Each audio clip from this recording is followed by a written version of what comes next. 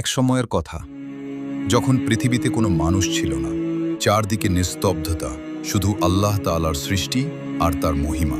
আল্লাহ তাআলা সিদ্ধান্ত নিলেন, তিনি পৃথিবীতে একজন প্রতিনিধি সৃষ্টি করবেন। ফেরেশতাদের উদ্দেশ্যে তিনি বললেন, আমি পৃথিবীতে একজন খলিফা সৃষ্টি করব। তারপর আল্লাহ তাআলা মাটি থেকে সৃষ্টি করলেন প্রথম মানুষ, হযরত আদম আলাইহিসসালাম। তাকে নিজ হাতে গড়ে তুললেন এবং তার মধ্যে নিজের পক্ষ থেকে রূহ ফুঁকে দিলেন। এভাবেই সৃষ্টি হল মানবজাতির সূচনা। আল্লাহ তাআলা আদম আলাইহিসসালামকে সবকিছুর নাম শিক্ষা দিলেন, জ্ঞান, বুদ্ধি এবং বোঝার ক্ষমতা দিলেন। এরপর ফেরেশতাদের সামনে আদম আলাইহিসসালামের জ্ঞানের পরীক্ষা নিলেন।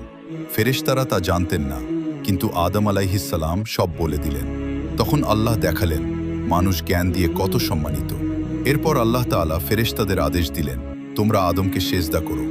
সবাই সেজদা করল, কিন্তু একজন অস্বীকার করল। সে ছিল শয়তান, যার নাম ইবলিস। সে অহংকার করে বলল, আমি আগুন থেকে সৃষ্টি আর সে মাটি থেকে, আমি কেন তাকে সেজদা করব? এই অবাধ্যতার কারণে ইবলিস চিরতরে অভিশপ্ত হল। তারপর আল্লাহ তাআলা আদম আলাইহিসসালামকে জান্নাতে রাখলেন। তার একাকিত্ব দূর করার জন্য সৃষ্টি করলেন তার স্ত্রী হযরত হাওয়া আলাইহিসসালাম। তারা দুজন জান্নাতে সুখে শান্তিতে বসবাস করছিলেন, কিন্তু একটি নিষেধাজ্ঞা ছিল। একটি নির্দিষ্ট গাছের কাছে যেতে নিষেধ করা হয়েছিল। শয়তান প্রতিশোধ নেওয়ার জন্য সুযোগ খুঁজছিল। সে কুমন্ত্রণা দিতে শুরু করল, বলল, এই গাছের ফল খেলে তোমরা অমর হয়ে যাবে। অবশেষে শয়তানের কথায় প্রভাবিত হয়ে আদম আলাইহিসসালাম ও হাওয়া আলাইহিসসালাম সেই গাছের ফল খেয়ে ফেললেন। তারপরই তারা নিজেদের ভুল বুঝতে পারলেন, লজ্জিত হলেন, অনুতপ্ত হলেন। তারা আল্লাহর কাছে ক্ষমা চাইতে লাগলেন, হে আমাদের রব, আমরা নিজেদের প্রতি জুলুম করেছি। আপনি যদি আমাদের ক্ষমা না করেন, তবে আমরা অবশ্যই ক্ষতিগ্রস্তদের অন্তর্ভুক্ত হব।